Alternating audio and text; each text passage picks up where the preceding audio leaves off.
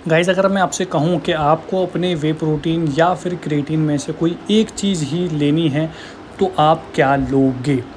मेरा यहाँ पर एक्सपीरियंस जो क्रिएटिन के साथ रहा है वो ज़्यादा अच्छा रहा है इन कंपैरिजन टू प्रोटीन, क्योंकि एज ए नॉन वेजिटेरियन मुझे प्रोटीन नॉन वेज फूड्स जैसे चिकन ब्रेस्ट या फिर एग्स खाने से मिल जाता है, लेकिन क्रिएटिन के लिए मुझे बहुत ज़्यादा खाना खाना पड़ेगा और उतना अगर मैं खाना खाने लगूँगा तो मेरा डाइजेशन बिगड़ जाएगा, मेरा बॉडी फैट परसेंटेज बिगड़ जाएगा, मैं ब्लोटिंग करूँगा और सब चीज़ें तहस नहस हो जाएगी। क्रिएटिन एक ऐसा सप्लीमेंट है जिसको पूरा करने के लिए हमें क्रिएटिन ही लेना पड़ेगा, हम फूड से नहीं ले सकते। तो मेरे नज़रिए में creatine is more important than protein.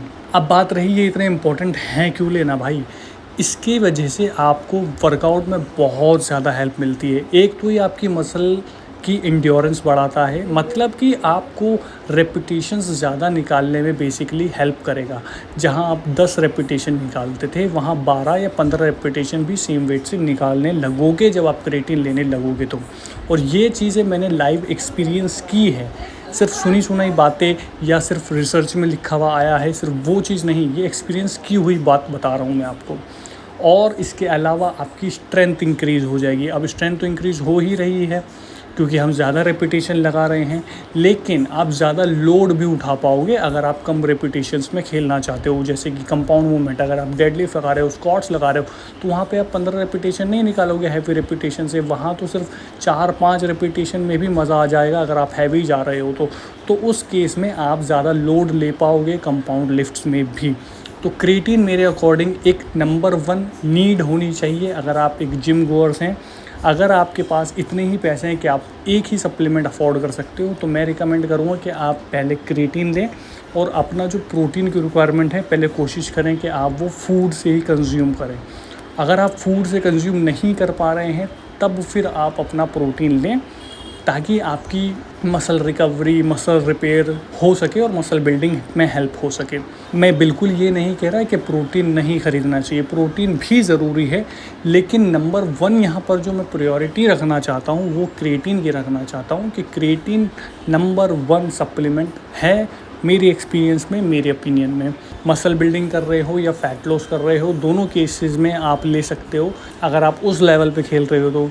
और बाकी अगर आप एक नेचुरल लिफ्टर हो, आपको बस फिट रहने से मतलब है, आपको थोड़ी बहुत स्ट्रेंथ बढ़ानी है, आपको अच्छा वेट उठाना है, तो उस केस में, या फिर आप फील करते हो कि जिम में आपकी स्ट्रेंथ कम है या फिर आप और अच्छा कर सकते हो लेकिन आपकी बॉडी आपका साथ नहीं दे रही है, तो आप क्रिएटिन ज़रूर लें।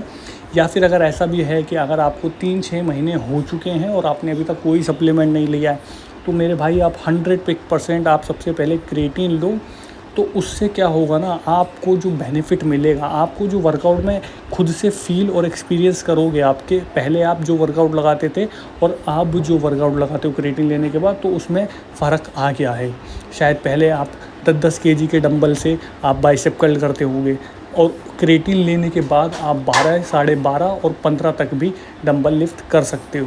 और हाँ, ये बिल्कुल कोशिश किया करो कि ज़्यादा से ज़्यादा वेट उठाऊं मैं, और अगर थोड़ी बहुत फॉर्म सेक्रीफाइस हो भी रही है तो भी कोई इशू नहीं है, क्योंकि फॉर्म सेक्रीफाइस करके अगर हम ज़्यादा उठा रहे हैं और आपको 6-7 महीने 1 साल भर का एक्सपीरियंस है वर्कआउट करने का, तो आप मसल में टेंशन ले आओगे।